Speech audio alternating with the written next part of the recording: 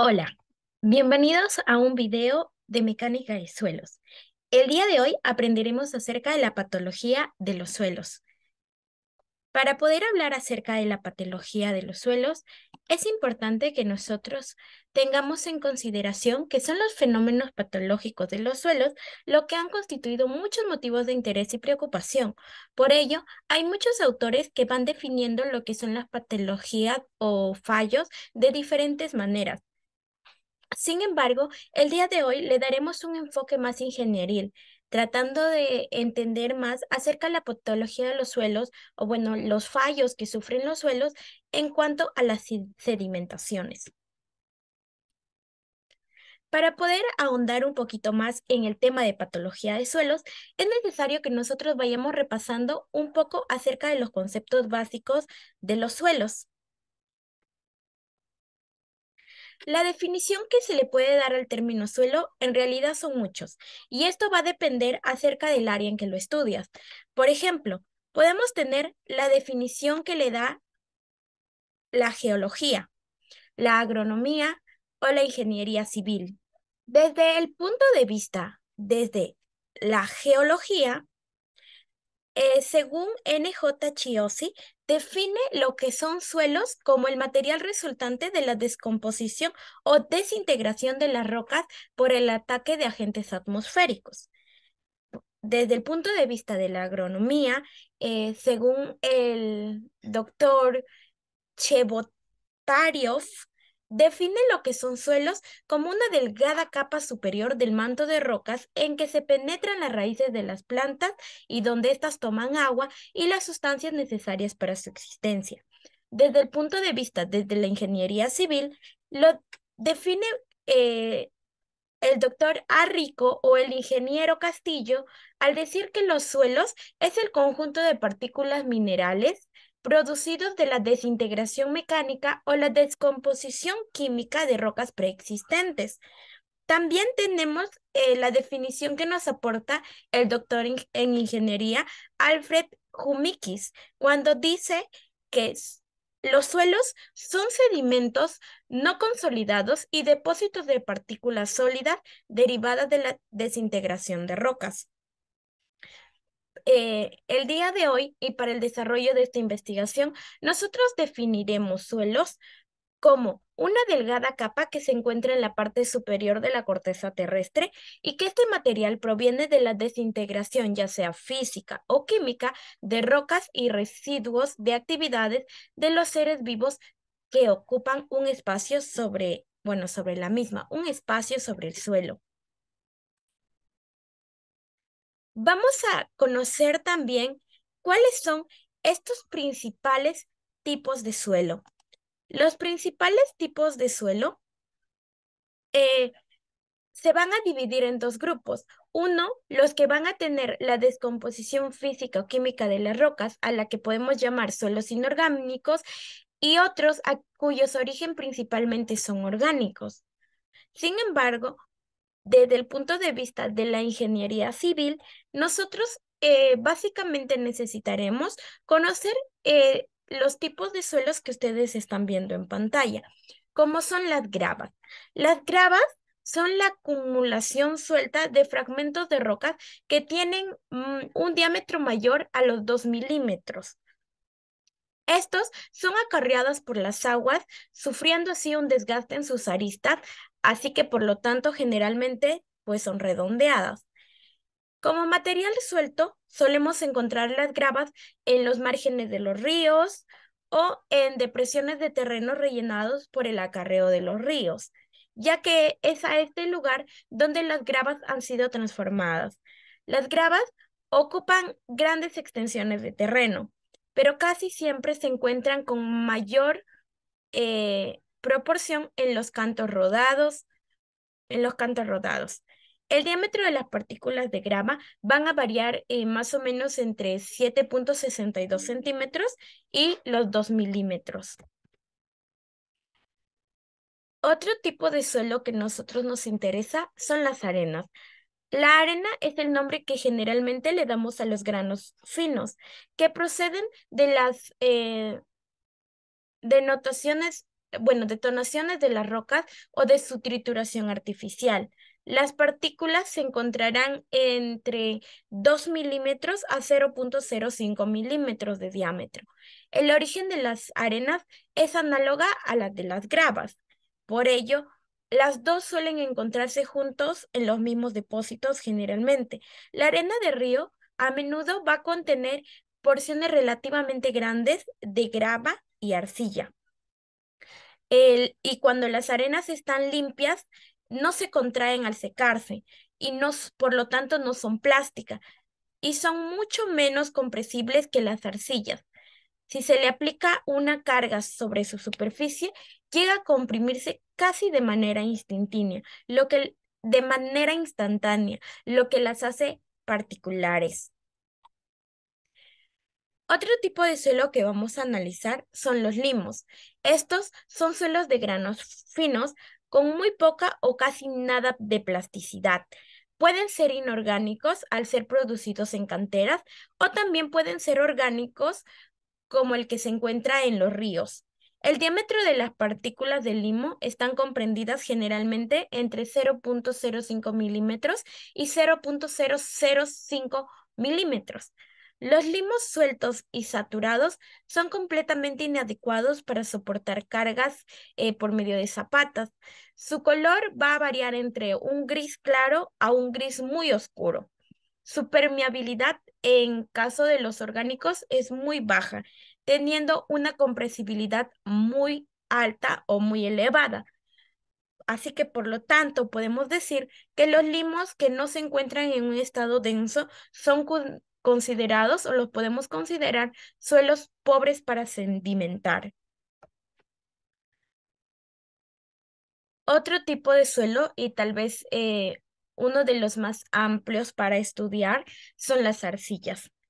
Vamos a denominar arcillas a aquellas partículas que tienen un diámetro mucho menor a 0,05 milímetros, pero que se encuentran en estado sólido, cuya masa va a tener la propiedad de volverse plástica al agregarle el agua.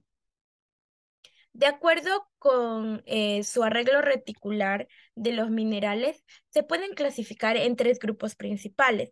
Vamos a tener a las arcillas caoliníticas o a la caolinita, la montomoroyinita y la arcilla ilítica. Luego, también es importante que nosotros conozcamos acerca de los suelos cohesivos y los no cohesivos. Perdón. Una de las características que hace diferente a los tipos de suelos es precisamente esta, la cohesión. Por ello es que las clasificamos en suelos cohesivos y los no cohesivos. Los suelos que son cohesivos son aquellos que poseen cohesión, es decir, que tienen la propiedad de atracción intermolecular, como es el caso de las arcillas. Por lo contrario, los suelos no cohesivos son aquellos que están formados por partículas de roca sin ninguna cementación, como sería el caso de la arena y la grava. Con estos conceptos básicos acerca de qué es el suelo, cuáles son los principales o los cuatro tipos de suelo que analizamos de forma general y teniendo una idea de qué es un suelo cohesivo y qué no es un suelo cohesivo, entonces podemos ya estudiar acerca de las patologías de los suelos. Bien, reciban saludos del día. Prosiguiendo con la exposición, mi nombre es Brian García Roque y en esta parte de la exposición vamos a explicar acerca de las patologías del suelo. Vamos a empezar definiendo lo que vendría a ser la palabra clave, patología en este caso. Empecemos, ¿no? Partiendo etimológicamente, que la palabra proviene del griego, ¿no? De dos terminaciones, patos, que significa enfermedad, y logos, que vendría a ser el tratamiento. Por lo que, según el diccionario de la Real Academia Española de la Lengua, la patología es el conjunto de síntomas de una enfermedad, ¿no? Este concepto está asociado tradicionalmente a las ciencias humanas, pero dentro del campo de la ingeniería civil que nos compete, a la patología se entiende como la ciencia que se encarga de describir las enfermedades ya sea problemas o fallos, a razón de diferentes motivos, ¿no? Dentro de todos los trabajos o dentro del campo que nos vamos a desenvolver nosotros posteriormente como ingenieros civiles. Uno de ellos vendría a ser, ¿no?, la patología de suelos, que este es un problema muy común dentro de nuestro campo y por lo que requiere, ¿no?, su análisis por expertos, por analistas. Pero esto también va a haber distintos tipos de analistas, ¿no?, o de especialistas que hagan su análisis.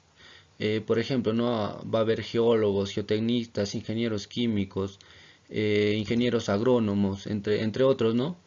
Que van a estudiar al suelo, pero cada uno lo va a ver la patología del suelo o los fallos que pueda presentar el suelo de una manera distinta, ¿no? Por ejemplo, los ingenieros agrónomos verán pues un suelo malo, aquel que no presenta nutrientes para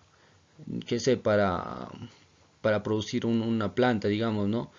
Y nosotros los ingenieros civiles haremos lo mismo, ¿no? Buscaremos las propiedades que nos van a ayudar o que nos pueden traer problemas dentro de las construcciones o dentro del campo que nosotros nos vamos a desenvolver. A continuación vamos a dar a conocer las patologías generales del suelo.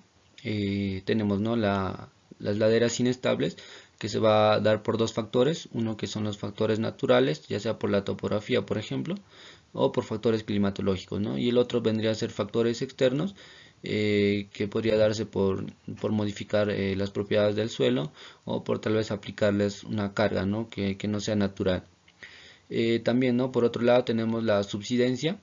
En este caso se refiere al hundimiento o asentamiento que va a tener el suelo debido a cavidades dentro de la superficie, ¿no? Por ejemplo, acá un inicio se tenía dentro de la superficie agua que posteriormente se ha retirado, y al retirarlo ha quedado espacios vacíos, ¿no?, que posteriormente con el tiempo el suelo ha cubierto esos espacios vacíos, pero se ha generado en la superficie un tipo de asentamiento o hundimiento, ¿no?, que, que puede afectar gravemente, como se ve en la imagen, a las estructuras que nosotros podemos construir sobre ellas.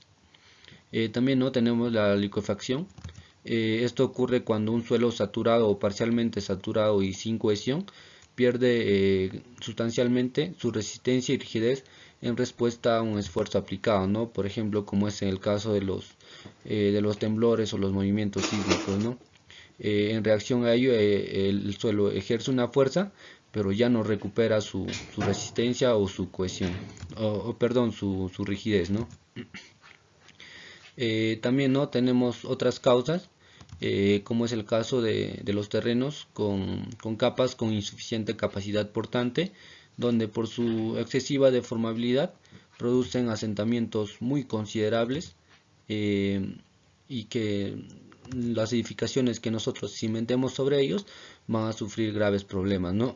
Por ejemplo, acá tenemos un suelo con dos capas, digamos, de tipos de suelo, uno con alta capacidad, baja capacidad portante y otro alta capacidad portante, ¿no? Lo recomendable es que se cimente sobre este terreno de alta capacidad portante.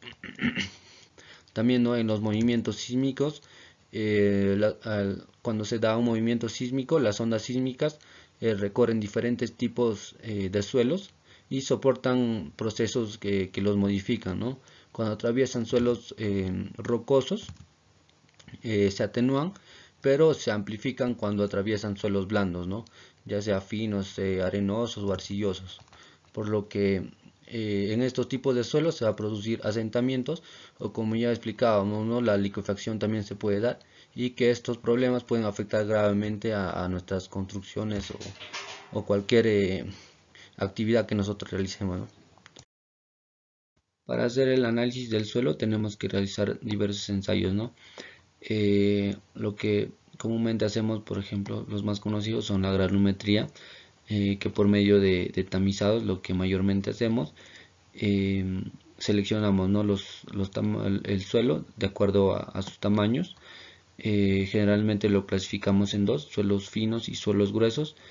Los suelos finos son aquellos que pasan el tamizo, la malla número 200, ¿no?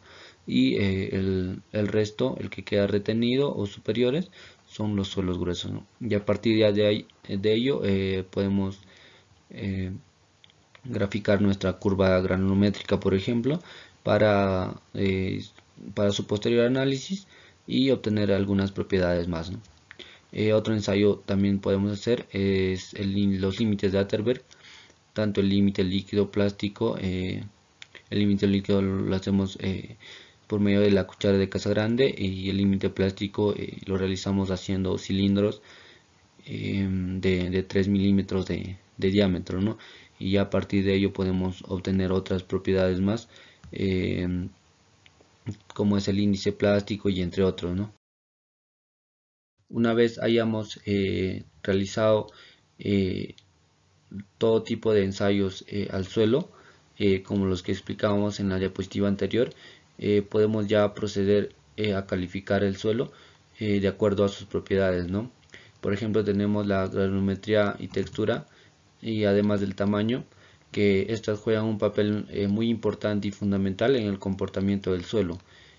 Por ejemplo, ¿no? Por la capacidad de carga, eh, de acuerdo a la textura, los suelos gruesos, que son de textura gruesa, se consideran buenos por tener una mayor capacidad que los de textura fina, ¿no? Y de acuerdo a la variedad de tamaños, eh, los suelos heterogéneos se consideran buenos, a diferencia de los que son homogéneos, ¿no? Ya que los heterogéneos tienen menos espacios vacíos y por lo tanto se producirían menos asentamientos. Por otro lado tenemos la consolidación y compactación. Ambas tienen el propósito de eliminar los espacios vacíos que existen dentro del suelo. Esto con el propósito de mejorar sus propiedades ingenieriles, ¿no? Por lo que se considera un suelo bueno, de buena calidad, aquellas que son firmes, que son compactas, consolidados, duros y difíciles de remover, ¿no? A diferencia de los que no lo son, ya que si no tienen estas propiedades de ser muy firmes, son muy susceptibles a presentar hundimientos o asentamientos, ¿no? También tenemos el grado de saturación, que se define como el grado o la proporción en la que los espacios vacíos de un suelo o una roca contienen fluido, ¿no? Por lo que la calificación de este suelo, los suelos gruesos son más estables que los suelos finos ante la presencia de fluidos, principalmente de agua. Por otro lado también tenemos el nivel freático. Va a haber suelos, el primero, ¿no? El nivel freático se define como el nivel superior del agua, o más correctamente como el lugar donde la presión del agua es igual a la presión atmosférica, ¿no? Como podemos observar acá, ya podemos dentro del suelo ya podemos ver la presencia de agua, ¿no? Esto va a depender del tipo de suelo. En otros se va a encontrar a mayor profundidad y otros va a estar más superficialmente, ¿no? De acuerdo a esto, a esta característica, se considera un suelo bueno o más seguro aquel que el nivel freático se encuentra a más de 2.5 metros de profundidad, y mientras más superficial se encuentre, será más inadecuado el suelo, ¿no? También otra propiedad, tenemos la plasticidad. La plasticidad es la propiedad que permite que el suelo sea moldeado sin romperse hasta un determinado punto, ¿no? Los suelos que presentan esta propiedad son susceptibles a presentar problemas asociados a la baja resistencia al corte y excesivos cambios volumétricos y alta deformabilidad, ¿no? Por lo que se podría considerar también como un suelo malo. También tenemos los suelos dispersivos, que consiste en la separación de todos los componentes del suelo a consecuencia de la humedad, ¿no? Acá no se nota bien en la imagen, creo, pero podemos notar, ¿no?, que inicialmente se tiene un suelo disperso seco, y cuando pasa a ser húmedo, el suelo empieza a colapsar, ¿no?, lo que genera un problema para la construcción que está sobre él. Y finalmente tenemos material orgánico. Este suelo que posee un alto contenido orgánico.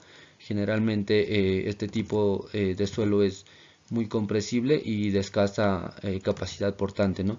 Por lo que se considera un suelo malo o de mala calidad para edificaciones, y por lo que debe también ser retirado en su totalidad del terreno, ¿no? que vamos a emplear. Una vez ya hayamos calificado el suelo de acuerdo a sus propiedades, también podemos realizar tratamientos a aquellas propiedades que no nos favorecen, ¿no? Por ejemplo, para evitar cambios volumétricos en suelos, podemos introducir humedad al suelo en forma periódica, como se muestra en la imagen, ¿no? O también podemos aplicar cargas que equilibren la presión de expansión para que no se registre variación estacional en la humedad. Por otro lado, también podemos mejorar la resistencia del suelo. La falta de resistencia comúnmente se ve en suelos de baja capacidad portante, como es el caso de los materiales orgánicos, ¿no? que vimos anteriormente. Y esto se puede solucionar, por ejemplo, aplicando los geotextiles, ¿no? Que esto mayormente se aplica en proyectos de obra civil y edificaciones, para mejorar el rendimiento y la durabilidad de las construcciones. Por otro lado, también podemos aplicar las geomallas, que permite distribuir correctamente la carga que transmiten a los terraplenes, cimentaciones y pavimentos, así como las cargas vivas sobre los terrenos de baja capacidad portante en los que vamos a colocar las geomallas, ¿no? También tenemos la porosidad, que se refiere al porcentaje del volumen del suelo que no está ocupado por sólidos, ¿no? Si se presenta esta situación, lo más óptimo es realizar una compactación debida para que así el asentamiento que se pueda dar en este suelo se vea reducido considerablemente, ¿no? También tenemos la compresibilidad. La compactación es la forma de estabilización que va a modificar la compresibilidad de los suelos, ¿no? Para ello generalmente también se emplea precargas, logrando así que el suelo tenga una mayor capacidad portante. Y por último, la durabilidad. La durabilidad de un material es la capacidad de mantener su integridad estructural bajo las condiciones a las cuales se ha expuesto, ¿no? Para su tratamiento existen diversidades de productos, generalmente químicos, las cuales al ser aplicado en el suelo va a tratar de mejorar en gran medida sus propiedades específicas. Estimado ingeniero Armando Calcina, apreciados colegas y demás oyentes, reciban el cordial saludo del día, y para continuar con el desarrollo de la exposición vamos a tomar el siguiente punto, que viene a ser patología en cimiento. Bien, estos procesos geotécnicos afectan al cimiento donde se construye las obras de tierra, ¿no? Obras civiles. Principalmente se producen por dos procesos. Estos procesos son el asentamiento y la rotura del suelo. Los asentamientos están relacionados con la reducción de volumen del material subyacente, ¿no? Por efecto de las cargas colocadas. En este caso, si va a ser vivienda, pues la carga total, ¿no? de esta construcción va a generar un asentamiento en los suelos, ¿no? Asimismo, pues los asentamientos de mayor magnitud se presentan en suelos de origen orgánico o depósitos lacustres, principalmente arcillosos, como bien lo habíamos mencionado. Bueno, como bien en este caso, lo veníamos desarrollando en clases, ¿no? Los suelos arcillosos generan un asentamiento, pero no debe pasarse de lo admisible, que están normadas por nuestra están normadas con un máximo de 2.54 centímetros, ¿no? Que viene a ser una pulgada. No debe sobrepasar ese asentamiento. Y si en caso sobrepase, pues hay que realizarle un curado, ¿no? especial, o hay que tratar esa tierra, ¿no? podríamos generar o plantear como una posible solución, una compactación quizás. Eso es otro tema, ¿no? Bueno, continuamos. Rotura del suelo. Debido a las cargas transmitidas por el relleno se pueden producir el agotamiento de su resistencia al corte y producir la rotura o fallo del material. Se debe realizar un cálculo preciso de las cargas admisibles del sustrato y en su caso pues reforzarlo, ¿no? Para impedir su rotura. La rotura del cimiento puede ocurrir durante la construcción pues, o después de esta con la infraestructura en servicio, es decir, cuando ya se está utilizando, ¿no? El siguiente punto de desarrollarse tenemos a las patologías que afectan en el propio relleno, ¿no? Tenemos pues entonces así la inestabilidad de taludes, que como podemos apreciar ahí estamos viendo una fotografía, ¿no?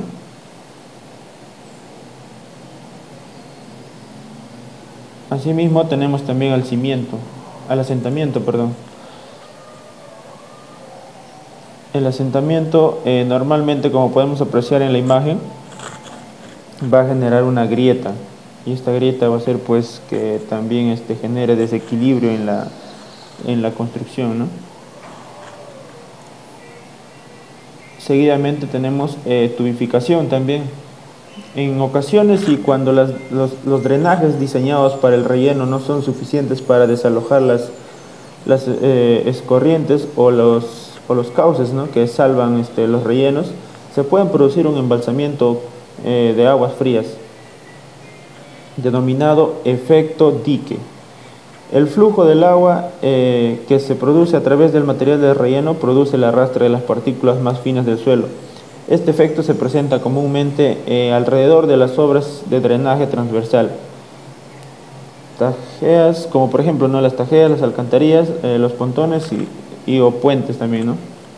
Situadas en el fondo de los rellenos cuando no están bien diseñados o cuando los materiales de relleno que las rodean no se encuentran, ¿no? bien compactadas. Esto es como no han realizado una buena solución, ¿no? Del suelo que se ha estado analizando, pues. El siguiente punto como patología que afecta al propio relleno viene a ser los materiales evolutivos. Como ejemplo tenemos pues los depósitos de origen evaporativo en los que aparecen materiales yacíferos y rocas salinas intercaladas con materiales arcillosos y en algunos casos con rocas evolutivas blandas que se rechazan radicalmente y se envían a vertederos porque bueno, la normativa que regula la construcción de terraplenes es muy exigente en cuanto a la selección de los materiales, ¿no? Que deben utilizarse como relleno. Bien, el tercer punto a desarrollarse va a ser la patología de tipo superficial. Son principalmente la erosión y el embalsamiento o efecto dique que habíamos mencionado anteriormente en el anterior punto, ¿no? La erosión. Bien, la erosión en ocasiones y cuando los drenajes diseñados para el relleno no son suficientes para desalojar las escorrentías o los cauces que salvan los rellenos, se puede producir procesos de erosión, ¿no? Causada también por el viento y el agua. Se debe principalmente al impacto de gotas de lluvia y el efecto de arrastre. Ahí podemos apreciar en la diapositiva una imagen cómo quedaría, ¿no? Después de una erosión, ¿no? El suelo. Entonces seguidamente vamos a ver el embalsamiento o efecto dique.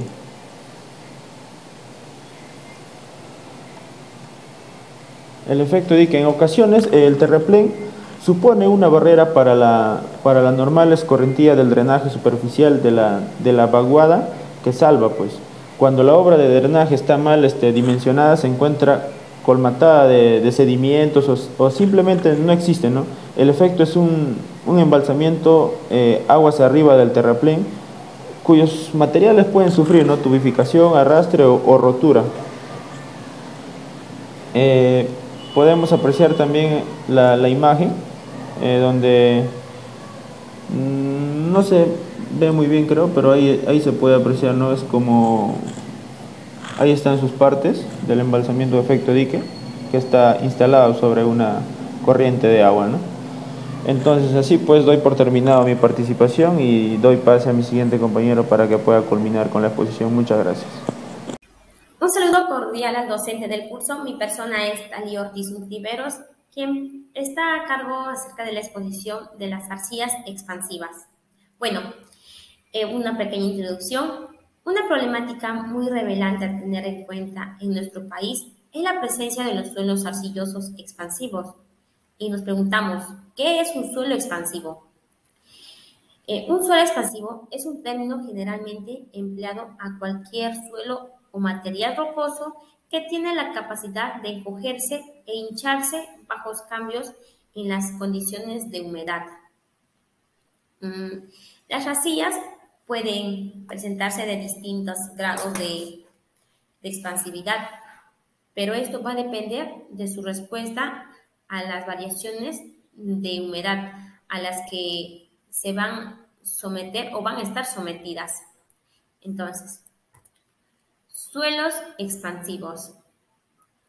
Se considera expansivo un suelo que manifiesta, ante una modificación de su estado, un incremento de volumen como consecuencia de la generación de una tensión vertical en el seno de su estructura interna, es decir, tensión llamada de hinchamiento. Patología de las arcillas expansivas. Una problemática relevante y tener en cuenta en nuestro país es la presencia de los suelos arcillosos expansivos, como ya antes mencionado, cuya principal característica es la de producir movimientos como consecuencias de hinchamiento y retracciones de subsuelo sobre el cual apoya la cimentación debido a cambios de humedad y que provocan con la mayoría de los casos daños estructurales importantes. En esta diapositiva podemos visualizar donde ha sido afectado por los suelos expansivos en el Perú. En la región norte y noriente fue afectado en Piura, en Palta, Talara, Iquitos, Bagua y Chiclayo. Y por la región sur tenemos Moquegua. Bueno, como podemos visualizar en esta imagen, el Centro de Salud de San Antonio de Moquegua, que fue afectada por los suelos expansivos. Como podemos visualizar esta rotura, ¿ven? Bueno, arcillas expansivas. Una arcilla expansiva es ese que se incrementa sustancialmente de volumen en presencia de agua. Las presiones que se crean al producirse dicho crecimiento son capaces de romper pavimentos de hormigón por abombamiento e influir las cimentaciones existentes. En general, todo tipo de arcillas tienen alta capacidad de retención de agua. Sin embargo, existen cierto tipo de arcillas que por su comportamiento y composición son las más problemáticas. Una de ellas son las arcillas esmectitas y las arcillas modmorionitas. Según Rodrigo, en el 2019, nos dice, los suelos arcillosos son aquellos que cambian su volumen de acuerdo a su contenido de agua y que en caso de ser cambia un extremo, se le denomina suelo expansivo. Estos suelos presentan un comportamiento de hinchamiento y contracción debido a los minerales arcillosos que presentan en su composición, como el caso de la esmectita. Bueno, la esmectita es un grupo que influye en moniorionitas, que son arcillas altamente expansivas y que presentan los mayores problemas en edificaciones. Bueno, como podemos visualizar en la diapositiva, nos dice que es una arcilla expansiva, es ese que se incrementa sustancia sustancialmente el volumen en presencia de agua. Identificación de las arcillas expansivas. Los terrenos expansivos presentan unas características peculiares que permiten reconocerlos en el campo. Los principales indicios que permiten reconocer o identificar este tipo de terreno se han resumido en lo siguiente. Bueno, como podemos visualizar en el cuadro, primero es los suelos de colores verdosos, azulados o grises y textura satinada en corte fresco. En dos que podemos reconocer viene a ser, suelen producirse un barro muy pegajoso en las manos y en los calzados. Y tres, si las arcillas está húmeda, se moldea con facilidad. Pueden hacerse con la mano rollitos muy finos sin que se cuartee la arcilla. El 4, la arcilla es muy resistente al tacto en condiciones secas.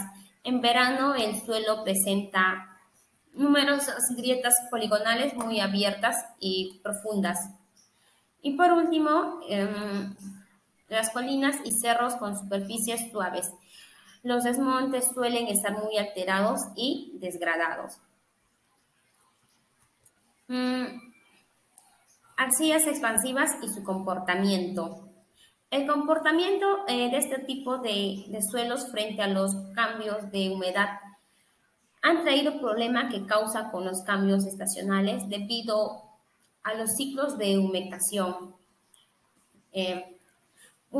Podemos ver desencación, así como la sensación de niveles freáticos del lugar a la variación de su volumen, produciéndose movimientos por los asentamientos diferenciales de la cimentación, lo que pueda llevar a la estructura a soportar esfuerzos superiores a los previstos en el cálculo y por lo tanto producir patologías no admitibles que pueden ser grietas verticales e inclinadas en ambos sentidos.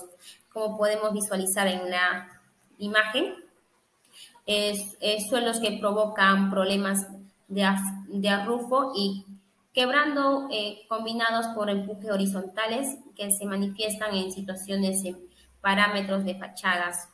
2, que pueden causar fisuras y roturas de elementos estructurales, como podemos visualizar ahí en esta imagen. La fisura de cortante en nudos de entremano, bajo mensuala de grietas horizontales o inclinadas, que pueden ser estas roturas forjadas, vigas, muros de carga con grietas inclinadas y horizontales, y entre otras. 3, vendría a ser roturas de cimentaciones, en ahí incluyendo las zapatas aisladas o recorridas despegue de cimentación, grietas horizontales por empuje asignadas por asentamiento, losas en el que van a afectar las grietas de flexión y distorsión en que esto puede desembocar en área en grietas, roturas en grillos, giros y roturas de los mismos pilotes o en otras obras antiguas. 4, en deformación de pavimentos. Como podemos visualizar en la imagen, ha sido afectada este pavimento, estas roturas, que todo esto puede causar las arcillas expansivas. Para determinar la expansividad de los suelos, se va a realizar los siguientes ensayos, que es el ensayo de granulometría. Como podemos visualizar en esta imagen, fue donde que hemos ido al laboratorio. Esto nos permite determinar el porcentaje de finos que contiene y clasificarlo en limos o arcillas según los criterios de la Casa Grande, que recibe límites de Atterberg. Como podemos visualizar en las imágenes, son fotografías propias. En la segunda, que es el límite de Atterberg, que esto nos permite determinar los líquidos los límites líquidos y plástico y el índice de plasticidad. Y por último, el hinchamiento de la, obteniéndose el cambio de volumen potencial, pudiendo ser no crítico, marginal, crítico y muy crítico, y el índice de hinchamiento, es decir, similar, pero no igual a la presión de hinchamiento. Bueno, también hay otros ensayos más. Bueno, para poder terminar con la exposición, me gustaría dar unas pequeñas recomendaciones y tanto como apreciación crítica. Recomendaciones generales. La patología de los cimientos de los edificios provocada por la presencia de arcillas expansivas no es un fenómeno impredecible. Las sequías prolongadas pueden tener consecuencias devastadoras. Todas las capas de arcilla deben estar sujetas a una investigación mínima de su capacidad o potencial de expansión. Los cimientos de arcilla expansibles son posibles siempre que se cuantifique con precisión el grado de expansividad y se tomen las medidas adecuadas para cada situación, pero por supuesto siempre hay un aspecto de seguridad.